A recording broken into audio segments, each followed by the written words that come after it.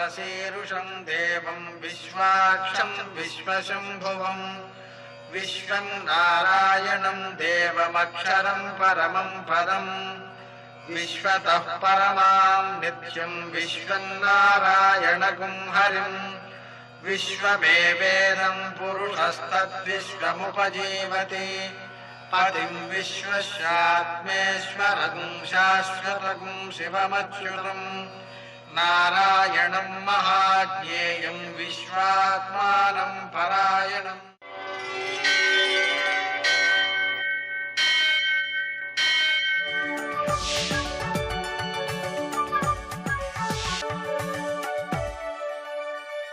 सूर्यशौर्यमथेन्दुरिन्द्रपदवी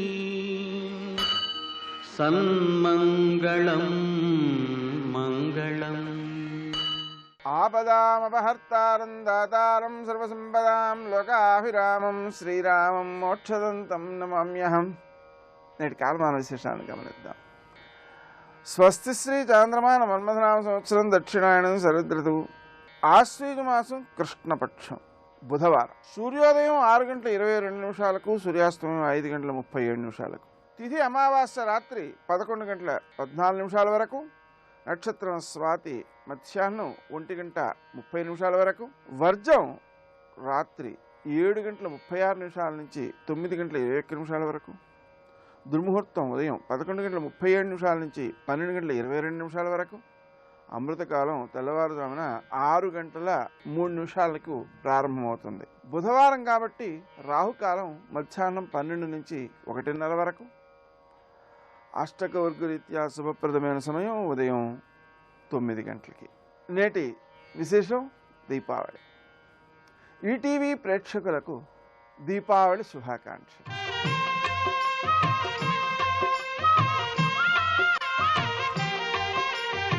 దీపావళి సందర్భంగా సూర్యోదయానికి ముందు నువ్వుల నూనె ఒళ్ళంతా రాసుకుని స్వాత్యభ్యంగం అనే పేరుతో ఆ తలంటు పోసుకోవడం అది సంపదను బాగా వృద్ధి చేస్తుంది, లక్ష్మీదేవికి ప్రీతికరమైనది. అలా ఉదయకాలం తలంటు పోసుకొని అటు తర్వాత కేదార గౌరీశ్వర వ్రతం అనే వ్రతాన్ని కూడా చేసుకుంటూ ఉంటారు కొందరు. ఆ వ్రతాన్ని ఆచరించుకోవచ్చు. అదేవిధంగా దర్శశ్రార్థం పితృదేవతలను ఆరాధించాలి. నిజానికి దీపావళి అనేటువంటిది ఒక కోణంలో పితృదేవతల పండగ, మరో కోణంలో లక్ష్మీదేవి పండగ. కాబట్టి ఆ పితృదేవతల్ని ఆరాధించడం ద్వారా, తర్పణాలు చేయడం ద్వారా సంపద పెరుగుతుంది అనే విషయాన్ని కూడా మనం గుర్తుపెట్టుకోవాలి. ఇక ఈరోజు చేసేటువంటి సాయంకాలపు కృత్యాలలో ధనలక్ష్మీ పూజ అనేటువంటి కార్యక్రమాన్ని చేస్తాం. అది ఎప్పటి నుంచి ఎప్పటిదాకా చేస్తే బాగుంటుంది అంటే, మనకు సూర్యాస్తమయం అనేటువంటిది సాయంకాలం 5:37 ఉంది కాబట్టి రాత్రి వర్జం 7:36 ఉంది కాబట్టి సూర్యాస్తమయం నుంచి ఆ 7:36 లోపల సుమారుగా 7:30 లోపల లక్ష్మీ పూజ చేసేసుకోవాలి. అంతేకాదు ఈ బాణసంచా కాల్చడం ఉంది. తల్లిదండ్రులు లేని వాళ్ళు ఆకాశానికి చూపుతూ దీపాన్ని చూపిస్తారు. అంటే పితృదేవతలను సాగనంపడం అని అర్థం అన్నమాట. తక్కిన వారంతా కూడా దీపాల వరుసతో ఉత్సాహంగా చేసుకుంటూ ఉంటారు. ఈ ప్రకారంగా మనం చేసేటువంటి క్రియలలో ఈ బాణసంచా కాల్చుకోవడం ఒకటి. వాటిని మాత్రం జాగ్రత్తగా ఎక్కువ పువ్వులు వచ్చేటట్లుగా చేస్తే ఎన్నో దీపాలు పెట్టినటువంటి ఫలితం వస్తుంది. అందుకోసమే ఈ దీపావళి. అలా ఎన్ని దీపాలు పెడితే అంత సంపద వృద్ధి చెందుతుంది. ఇవన్నీ అయిపోయిన తర్వాత అర్ధరాత్రి 12 గంటలకి ఇల్లంతా తుడిచేసి దీపం పుచ్చుకొని ఆ తుక్కుని వీధి బయట పోసేయాలి. ఇంటి బయట వీధిలో అన్నమాట. ఆ విధంగా పోయడం వల్ల ఏమవుతుంది అంటే అలక్ష్మీ నిస్సరణం. అంటే దారిద్ర్య దేవతను ఇంటి నుంచి సాగనంపుతున్నాము. సాగనంపేటప్పుడు కూడా ఆదరంతో సాగనంపుతున్నాము. ఆ విధంగా ఆమెను అలా సాగనంపినట్లయితే సంపద వృద్ధి చెందుతుంది అని అర్థం. నేటి ఆణిముత్యాలు.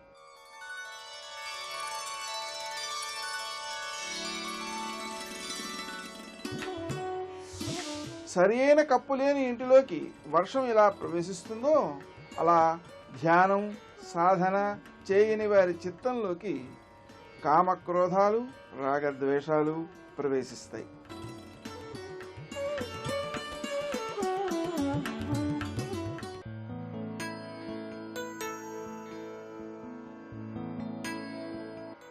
సమాజాన్ని గౌరవించడం అంటే 10 మందిలో ఒకడిగా ఒదిగిపోవడం కాదు, ఒక్కడిగా 10 మందికి దారి చూపడం.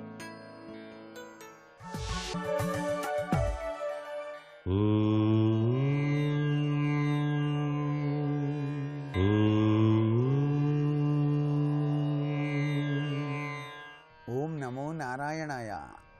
ఓం నమః శివాయ. శ్రీమాత్రే నమః. ఈటీవీ ప్రేక్షకులందరికీ దీపావళి శుభాకాంక్షలు.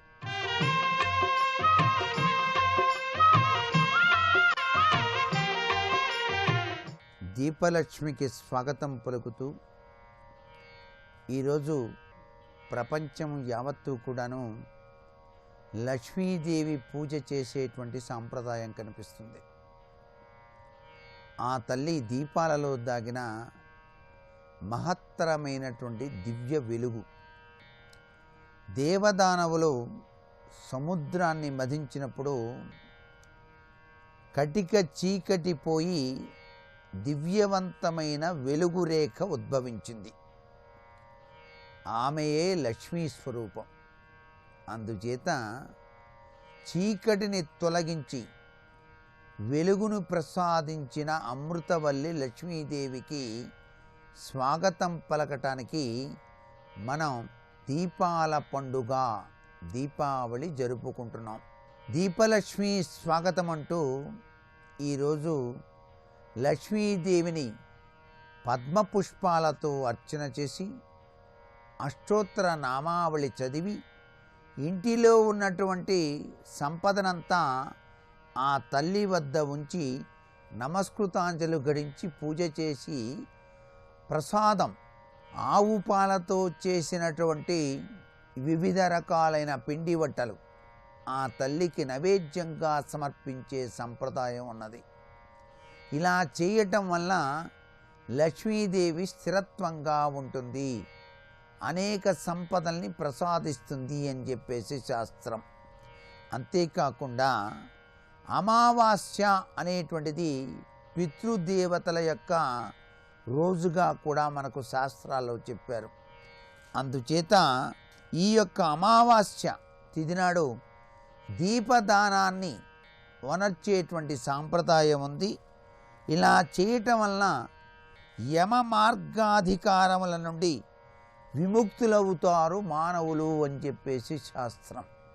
అంతేకాకుండా యమతర్పణం చేయటం వల్ల చాలా విశిష్టవంతమైనటువంటి పితృదేవతల యొక్క అనుగ్రహం మనం సాధించవచ్చు. యమదీపాన్ని కూడాను దానం చేసేటువంటి సాంప్రదాయం ఉన్నది. చీకటి వెలుగుల రంగేళి అంటూ ఈ యొక్క అమావాస్య నాడు వచ్చినటువంటి ఈ దీపావళి పర్వదినాన రకరకాలైనటువంటి చక్కటి వెలుగు రేఖల్ని విరజిమ్మేటువంటి టపాసులు కాల్చేటువంటి సంప్రదాయం, నూతన వస్త్రాల్ని ధరించేటువంటి సంప్రదాయం మనకు దీపావళి నాడు కనిపిస్తుంది. కాబట్టే దీపాల్ని వెలిగించేటువంటి పండుగ వెనకాల అద్భుతవంతమైనటువంటి దైవశక్తి ఆరాధన దాగి ఉన్నది. దీపాలు దేవుని రూపాలు అని చెప్పేసి గ్రహించాలి. సర్వే జనా సుఖినో భవంతు.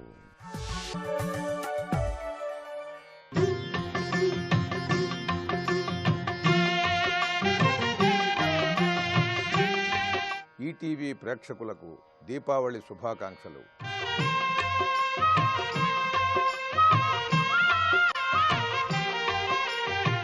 వ్యాపారం మగు గాలిలోకమున నీపై నిన్ మహాభక్తితో దీపాకార పికమ్మునై ఎగిరితిన్ దీవించి హస్తాలతో ప్రాపుంగాచి అనేక రీతుల జగత్కల్యాణ గీతాలనాలాపింపన్ మధుమాసహాసిని గణన్ లక్ష్మీ కటాక్షించవే. ఓ మహాలక్ష్మి, వ్యాపారం మగు గాలిలోకమున నీపై నిన్ మహాభక్తితో దీపాకార పికమ్మునై ఎగిరితిన్. ఈ లోకంలో కొన్ని రకాల వ్యాపారాలు ఉంటాయి. అవి గాలివాటు వ్యాపారాలు.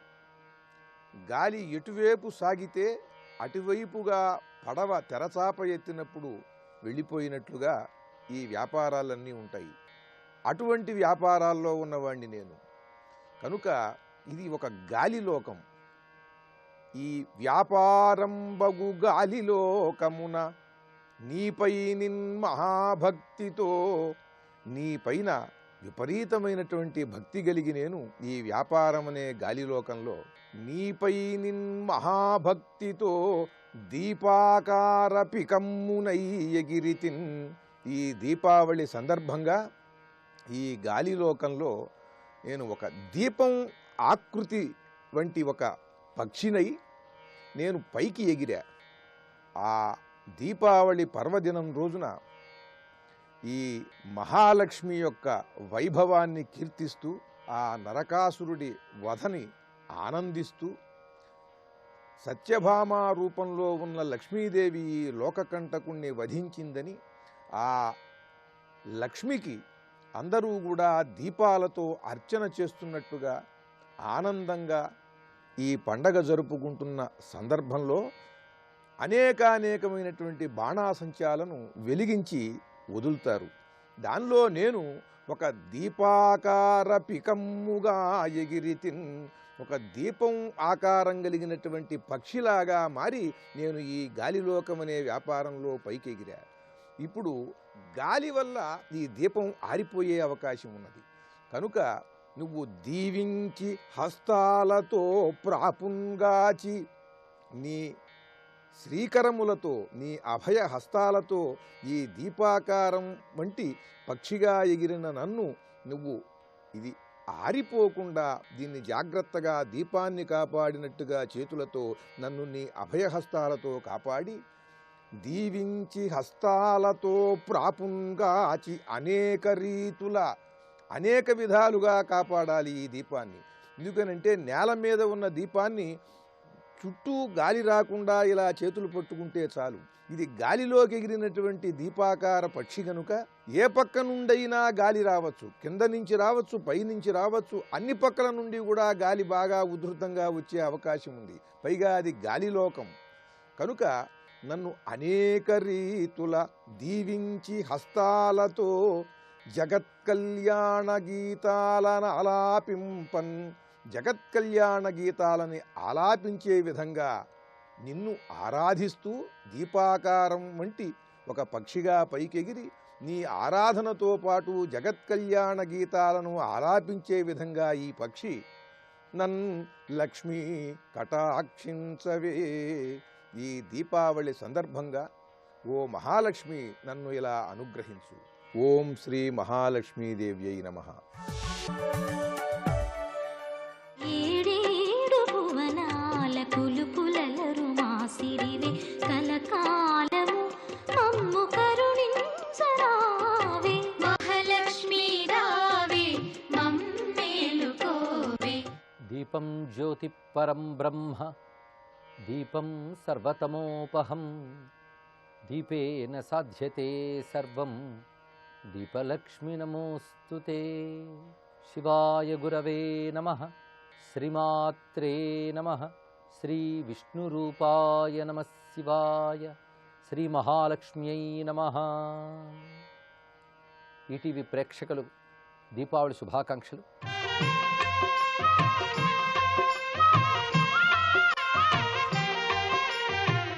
భారతీయుల పర్వాలలో అత్యంత ముఖ్యమైన పర్వంగా దీపావళి మహాపర్వాన్ని చెప్తారు. ఈ దీపావళి వివిధ ప్రాంతాల్లో వివిధ విధాలుగా జరపబడుతున్నప్పటికీ అన్నిట్లో సామాన్యమైన అంశములు కొన్ని ప్రధానంగా కనబడుతున్నాయి. అది దేవపూజ, పితృపూజ. ఈ రెండు దీపావళి నాడు ముఖ్యమైనటువంటి కర్తవ్యం. దేవతలు, పితృదేవతలు వీరు ఇరువురి అధీనంలోనే జగత్తంతా నడుస్తుంది. అందులో పితృదేవతలు దేవతలకు కూడా పూజ్యులు. వసు రుద్ర ఆదిత్యాది గణములతో ఉన్నటువంటి పితరుల్ని ఆరాధించడం అనేటువంటిది భారతీయ సంస్కృతిలో ప్రధాన భాగం. అందుకే దేవయజ్ఞ పితృయజ్ఞములు రెండూ ప్రధానం చెప్తారు. ఈ రెండు ప్రధాన యజ్ఞములు కలిగినటువంటి రోజు దీపావళి. ఈ దీపావళి ప్రధానంగా 3 రోజుల పర్వము. నరక చతుర్దశి, అమావాస్య, కార్తీక శుద్ధ పాడ్యమి. ఈ 3 రోజుల పర్వంగా దీపావళిని శాస్త్రం చెప్తున్నది. కొన్ని చోట్ల 5 రోజుల పర్వంగా చేస్తారు. అంటే త్రయోదశితో మొదలు పెట్టుకుని విధితో పూర్తి చేస్తారు. యముడు, నరకము, పితృదేవతలు, దేవతలు వీళ్ళందరి పేర్లు స్మరింపబడతాయి దీపావళిలో. అందుకే నరక చతుర్దశి అనే మాట ఉన్నది. అంటే నరకాదుల్లో ఉన్నటువంటి వారికి సద్గతులు కలిగించడం కోసం నరక చతుర్దశి నాడు, అమావాస్య నాడు పితృకర్మలు చేసినట్లయితే వాళ్ళకు కూడా సద్గతులు కలుగుతాయి కనుక నరక చతుర్దశి అని పేరు వచ్చినది. నరకం నుంచి ఉద్ధరించేటువంటి చతుర్దశి నరక చతుర్దశి. ఇది ఒక విశేషమైన అంశం. అందుకే నరక చతుర్దశి, అమావాస్య ఈ రెండిట్లో కూడా యమతర్పణం అనేది చెప్పబడుతున్నది. యముడు నరకాధిపతి అనగా మానవుల యొక్క పుణ్యకర్మలు పాపకర్మలు రెండింటినీ శోధించి దేనికి ఫలితంగా ఏది ఇవ్వాలో నిర్ణయించేవాడు కాలస్వరూపుడైన యముడు. అది నారాయణుని యొక్క కాలస్వరూపమే యమశక్తిగా చెప్పబడుతోంది కనుక నియమో యమహ అని విష్ణు శాస్త్రంలో కూడా ఆ నామాన్ని విష్ణుపరంగా చెప్పుకున్నారు. అందుకే యమాయ నమః, వైవస్వతాయ నమః, సంయముని పురాధిపాయ నమః అని యమునికి నమస్కరించాలి. యముని ప్రసన్నం చేసుకునే పుణ్యకాలము నరక చతుర్దశి, దీపావళి అమావాస్య రెండూ కూడా. ఇది ప్రధానంగా నరక చతుర్దశి చెప్పడంలో నరకమనగా జీవులని బాధించున్నది, ఏడిపించున్నది అని అర్థం. నరాన్ క్రందయితే నరక. అలాంటి దుఃఖాల నుంచి, బాధల నుంచి విముక్తి కలిగించేటువంటి సత్కర్మలు చేయడానికి అనువైన కాలమే నరక చతుర్దశి. ఈ త్రయోదశి మొదలుకుని ధన్తేరాశి అంటారు కొన్ని ప్రాంతాల్లో. త్రయోదశి నుంచి ధనలక్ష్మి ఆరాధన చేయడం కొన్ని చోట్ల ప్రధానంగా కనబడుతున్నది. ఇటు దేవతల పితృదేవతల ఆరాధనతో పాటు లక్ష్మీ ఆరాధన విశేషంగా చెప్తున్నారు. ధనలక్ష్మీ పూజ, కుబేర లక్ష్మీ పూజ. అందున లక్ష్మీదేవిని ఆరాధించడంలో 3 రూపములతో ఆరాధించాలి. ఒకటి దీపరూపం, రెండవది ధనరూపం, మూడవది గోరూపం. గోరూపంలో ఆరాధించాలని శాస్త్రం చెప్తున్నది. లక్ష్మీర్యా లోకపాలానాం ధేనురూపేణ సంస్థిత ఘృతం వహతి యజ్ఞార్థే మమ పాపం వ్యపోహతు. లోకపాలకులైన సర్వదేవతల శక్తి ఆ లక్ష్మిగా ఉంటూ ఆ లక్ష్మి మనకు ధేను రూపంలో కనబడుతున్నది. యజ్ఞార్థమైన ఘృతాన్ని వహించేటువంటి ఆ గోవు మా యొక్క పాపములను పోగొట్టుగాక. అందుకే యజ్ఞములకు తల్లిగా గోవును వర్ణించింది వేదం. అగ్రతస్సంతు మే గావో, గావో మే సంతు పృష్ఠతః, గావో మే హృదయే సంతు, గవాం మధ్యే వసామ్యహం. నాకు ముందు వెనక ఆవులుండాలి, ఆవులు నా హృదయంలో ఉండాలి. అంటే నా చింతనలో, భావనలో గోమాత ఉండాలి. గోవుల మధ్యలో మేము వసించాలి అని గోసంపదని ఆశిస్తూ గోలక్ష్మిని ఆరాధించడం ఒకటి దీపావళి పర్వకాలంలో చేయవలసినది. అదేవిధంగా గృహములన్నీ చక్కగా అలంకారం చేసుకుని దీపజ్యోతిని ఆరాధించడం. అసలు దీపములు దేవతా రూపములు. సద్గతిని ప్రసాదించే శక్తి దీపానుకున్నది అని చెప్తారు. అందుకే పితరులకు సద్గతి కల్పించడం, నరకాదుల్లో ఉన్నటువంటి వారికి కూడా జ్యోతిలోకములు అంటే కాంతిమయమైన ఊర్ధ్వలోకాల్లోకి ప్రయాణింపజేయడం, వాళ్ళ సద్గతిని ఆశించడం అనేటువంటిది దీపదానంలో కనబడుతున్నటువంటి అంశం. అందుకు ఇటు దీపలక్ష్మిని ఆరాధించడం, పెద్దలను ఉద్దేశించి ఉల్కాదానములు మొదలైనవి చేయడం కూడా పద్ధతిగా చెప్పారు. దీపైర్ నీరాజనాత్ అత్ర సైషా దీపావళి మత. శాస్త్రంలో ఇచ్చే నిర్వచనం. దీపములతో నీరాజనములిచ్చే పర్వం గనక దీపావళి అని దీన్ని అంటారు. ఈ దీపావళి పర్వం కేవలం రాత్రిపూట దీపాలు వెలిగించడమే కాదు, ప్రాతకాలం నుంచి ఈ పర్వదినాన్ని చెప్తున్నారు. సూర్యోదయాత్ పూర్వమే అభ్యంగ స్నానాదులు చేసుకుని అటుపై దేవతారాధన చేసి మధ్యాహ్న వేళ పితృదేవతారాధన చేయాలి అన్నారు. ఇక్కడ పార్వణ శ్రాద్ధము అని ప్రత్యేకంగా శ్రాద్ధకర్మలు చేసేవారు ఉన్నారు. శ్రాద్ధకర్మలు చేయలేకపోయినా కనీసం పితృతర్పణలైనా చెయ్యాలనేది ప్రధానమైనటువంటి ఉద్దేశం. ఇక్కడ ప్రతి అమావాస్యకి పితృదేవతలకు తర్పణ చేసే వారికి సద్గతులు కలుగుతాయి, వారి కుటుంబాలు బాగుంటాయి. అలాంటిది దీపావళి అమావాస్య నాడు చేసి తీరాలని కూడా శాస్త్రం చెప్తున్నది. అటుపై సాయంకాలం లక్ష్మీదేవిని పూజ చేసి దీపములు ఇంట్లో అలంకరించాలి, దేవాలయాల్లో గోశాలల్లో దీపజ్యోతులు అలంకరించాలి అని చెప్తున్నారు. ఈ రోజంతా కూడా ఆనందంగా తృప్తిగా గడిపే ప్రయత్నం చేయాలి. దుఃఖాన్ని, క్రోధాలు వంటి వ్యతిరేక భావాన్ని మనస్సులోకి రానియకూడదు. ఒకవేళ తమంత తాము వచ్చినా మనంత మనం వాటిని నిగ్రహించి మనలో సద్భావాలు, ఆనందాలు తీసుకురావాలి. ఎందుకంటే ఈ రోజు సంవత్సరంలో ఒక శక్తివంతమైన రోజుగా ధర్మశాస్త్రం వర్ణిస్తున్నది. యో యాదృశేన భావేన తిష్టత్యస్యా మునీశ్వర హర్షదైన్యాది భావేన తస్య వర్షం ప్రయాతి. ఈరోజు ఏ భావంతో ఉంటామో ఆ భావం సంవత్సరం పాటు మనతో ఉంటుందట. అదేవిధంగా ఈ పర్వానికి బలిరాజ్య పర్వము అని మరి పేరు ఉన్నది. ఇక్కడ బలిచక్రవర్తి గొప్ప త్యాగశీలి, తనదైన సంపదనంతటి కూడా తెలిసి నారాయణ అర్పణం చేసిన మహానుభావుడు. అందుకే రానున్న మన్వంతరంలో తానే ఇంద్రుడు కానున్నాడు. నారాయణ ఆజ్ఞ మేరకు పాతాళ లోకంలో ఉన్నటువంటి బలిచక్రవర్తికి ఈ సమయంలో ప్రత్యేక ఆరాధనలు చేస్తారు. బలిరాజ నమస్తుభ్యం విరోచన సుత ప్రభో భవిష్యేంద్ర సురారాతే పూజేయం ప్రతిగృహ్యతాం అంటూ ప్రత్యేకంగా బలిచక్రవర్తిని ఆరాధించడం కనబడుతూ ఉంటుంది. ఇతడు భవిష్యేంద్ర అని మాట చెప్పారు, భవిష్యత్తు ఇంద్రుడు. అదేవిధంగా ప్రహ్లాదుని యొక్క మనుమడు భాగవతోత్తముడు, నారాయణునికి అహంకార మమకారములు అర్పించినటువంటి భక్త శిఖామణి. అందుకు బలిచక్రవర్తిని ఆరాధించడం కూడా ఇక్కడ ప్రధానమైన పర్వంగా కనబడుతున్నది. ఇలా చతుర్దశి, దీపావళి, అమావాస్య, కార్తీక శుద్ధ పాడ్యమి ఈ 3 రోజుల్లో కూడాను విశేషించి స్నానం చేయాలి అని చెప్తున్నారు. అభ్యంగ స్నానాదులు చేయాలి. అదేవిధంగా సాయంకాలంలో 3 రోజుల పాటు కూడా ఇల్లు ప్రాంగణములు, దేవతా మందిరములు ఇవన్నీ కూడా దీపములతో అలంకరించాలి అని శాస్త్రం చెప్తున్నటువంటి అంశం ఇక్కడ. అదేవిధంగా ఈ దీపావళి పర్వముల్లో యముడితో సంబంధం ఉన్న ఈ పర్వం కార్తీక శుద్ధ విధియ అది యమ విధితో పూర్తవుతున్నది. దీనికే మనం భగినీ హస్త భోజనం అని కూడా అంటారు. యముడు యమునా నదీ దేవి వద్ద అంటే తన సోదరి అయినటువంటి యమునా నదీ దేవి వద్ద భోజనం చేసి తిరిగి తన లోకానికి వెళ్తాడని ఒక ప్రతీతి కనిపిస్తున్నది ఇక్కడ. నిజానికి చతుర్దశితో మొదలు పెట్టుకుని విధియ వరకు ఆ యముని యొక్క ప్రభావం కనబడుతుంది. యముడు అనగానే మనం భయపడవలసిన విషయమేం కాదు. అది కాలస్వరూపం, నారాయణ రూపమని చెప్పుకున్నాం. పాపాత్ములకి అతి భయంకరంగాను, పుణ్యాత్ములకి పరమ సౌమ్యమైన చతుర్భుజాలతో నీలమేఘ కాంతితో గోచరిస్తుంటాడు యముడు అని చెప్తారు ఇక్కడ. యమ అంటేనే విశ్వాన్ని నియంత్రించే ఒకానొక శక్తి అని. అలాంటి యమ చిత్రగుప్తాదులను కూడా స్మరించితే పాపములు, పాపఫలమైన దుఃఖములు ఉండవని చెప్తారు ఇక్కడ. ప్రధానంగా అమ్మవారు అనగానే లోకైక దీపాంకురాం అని దీపజ్యోతి రూపంలో చెప్తాం. సర్వ సౌభాగ్యములు దీపం వల్ల లభిస్తున్నాయి. మనం ధనమొక్కటే లక్ష్మి అనుకుంటాం కానీ ఆనందము, ఆరోగ్యము, పుష్టి, తుష్టి, భయం లేని స్థితి ఇవన్నీ కూడా లక్ష్మీ విభూతులే. ఒక పవిత్రత, ఒక ప్రేమ ఇవి కూడా లక్ష్మీ స్వరూపాలు. అందుకు లక్ష్మి యొక్క కటాక్షం సంపూర్ణంగా కలగాలి అంటే దీపం ద్వారానే సాధ్యమవుతుంది.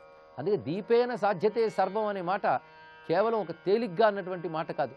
దీపంతో దేన్నైనా సాధించవచ్చు అని చెప్తున్నారు. అందుకే దీపావళి అమావాస్య మొదలుకొని ఒక మాసం పాటు దీపపర్వమే అని చెప్పుకోవాలి. అదే కార్తీక దీపపర్వం. అందులో ప్రథమ దివసమైనటువంటి కార్తీక శుద్ధ పాడ్యము నాడు గోవర్ధన పూజ అనేది చేయాలి. దీపావళి అయిన వెంటనే చేయవలసినటువంటి కర్తవ్యం. ఆ రోజు సాయంత్రం కూడా దీపావళి వలనే దీపాలు అలంకరించాలి అని చెప్తున్నారు. గోవర్ధన పూజ గోవర్ధన పర్వతానికి బృందావనంలో ఆచరిస్తారు. గోసంపదని వర్ధిల్లజేసేది గోవర్ధనం. అది ఆ పర్వత రూపంలో పూజించడమే కాకుండా గోసంపద వర్ధిల్లాలి అనే పేరుతో గోలక్ష్మిని ఆరాధించడం కూడా గోవర్ధన పూజ. దేవతలందరినీ నమస్కరిస్తూ చేసే ఈ దివ్య పర్వం నాడు భారతదేశానికి సమస్త సంపదలు చేకూరాలి, సనాతన ధర్మంతో కూడినటువంటి వైభవం ఈ దేశానికి ప్రాప్తించాలని శుభాకాంక్షలు తెలియజేస్తూ జగదమ్మను ప్రార్థిస్తూ స్వస్తి.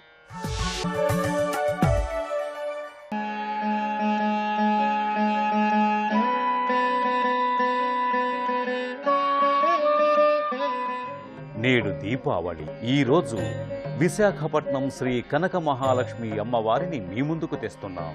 దేశంలోని ప్రసిద్ధ మహాలక్ష్మి అమ్మవారి క్షేత్రాలలో ఒకటిగా విరాజిల్లుతోన్న శ్రీ కనక మహాలక్ష్మి అమ్మవారి ఆలయం విలక్షణమైన రీతిలో భక్తులకు దర్శనమిస్తుంది.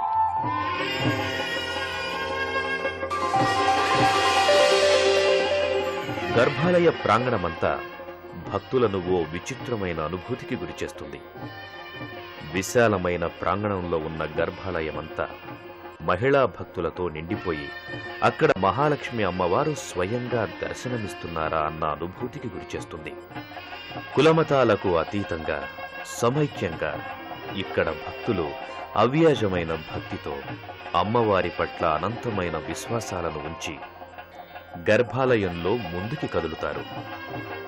అమ్మవారి దివ్యమంగళ రూపాన్ని దర్శించి అలౌకిక ఆనందాన్ని పొందుతారు. గర్భాలయంలో ఉన్న అమ్మవారి విగ్రహం ప్రత్యేకంగా దర్శనమిస్తుంది. శ్రీ కనకమహాలక్ష్మి అమ్మవారి ఆలయంలో దేశంలో ఎక్కడా లేని విధంగా ఓ సంప్రదాయం అనాదిగా వస్తోంది. ఇతర ఆలయాల్లో మల్లే కాకుండా ఇక్కడ అమ్మవారిని స్వయంగా తాకి సేవించుకునే మహద్భాగ్యం లభిస్తుంది. ఏడేడు భువనాల కులుకులలరు మాసిరివే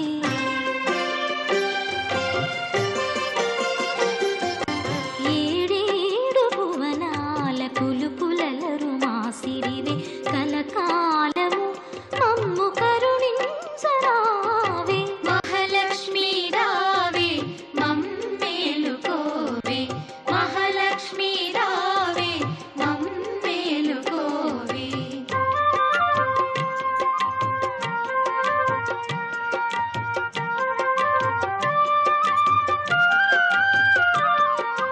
కమల సంజాత నీవు కమలవు నీవైతేను కమలనాభదేవివైన అమలవు నీవు కమల సంజాత నీవు కమలవు నీవైతేను కమలనాభదేవివైన అమలవు నీవు ఆమని విమలపురము కమల నయనవు నీవు ఆమని విమలపురము కమల నయనవు నీవు కమలాల కొలువైన మహాలక్ష్మి నీవు కమలాల కొలువైన మహాలక్ష్మి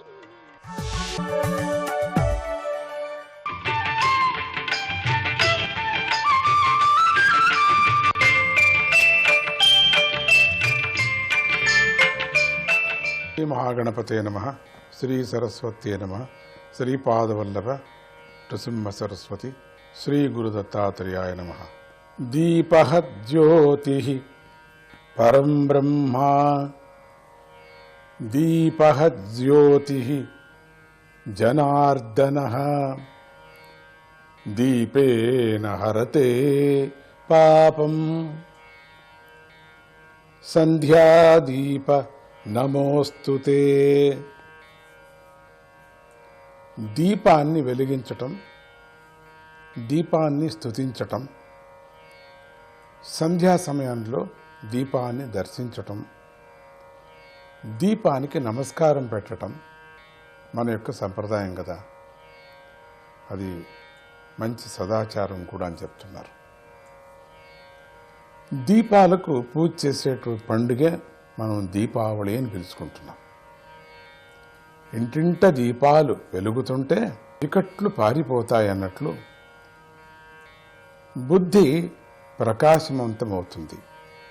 మన మనస్సు పవిత్రమైనటువంటి భావాలతో బాగా నిండుకొని ఉంటుంది అని చెప్తున్నారు ఇక్కడ. దీపావళి అంటే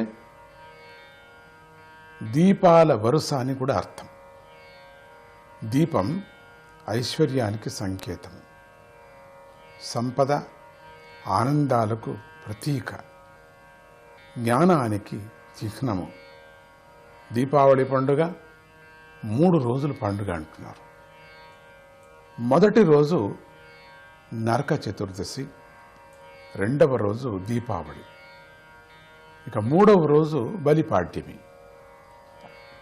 నరక చతుర్దశి ముందు రోజు అంటే త్రయోదశి నాటి సాయంకాలం ఇంటి వెలుపల యముడి కొరకు దీపం వెలిగిస్తారు. ఇది యమదీపం అంటున్నారు.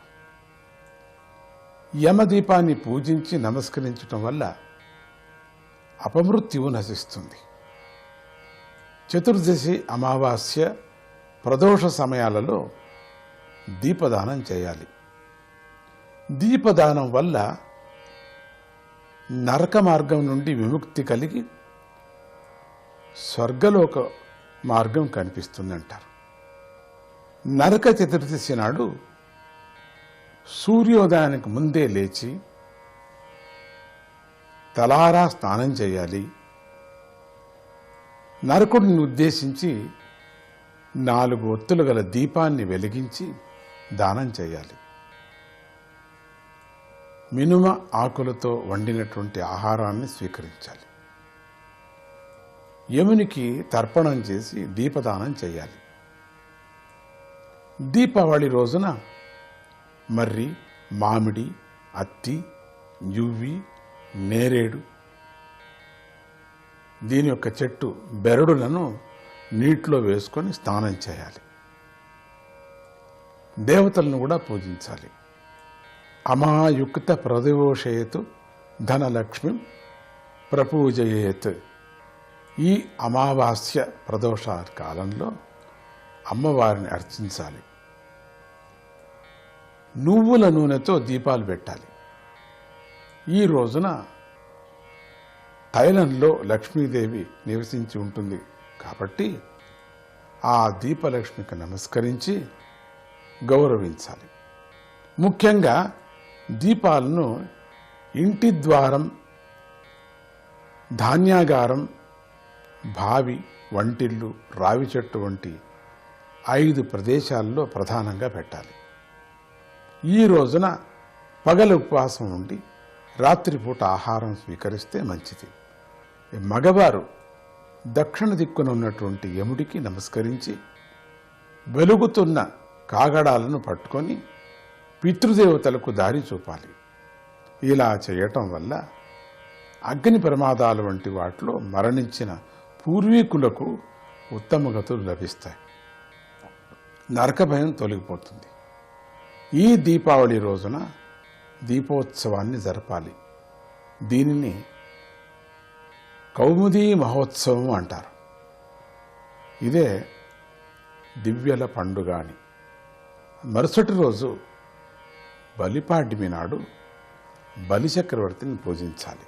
అందరికీ ధనలక్ష్మీదేవి అనుగ్రహం కలుగుగాక, అందరూ సుఖ సంతోషాలతో వర్ధిల్లుగాక అని దీవిస్తూ జై గురుదత్త.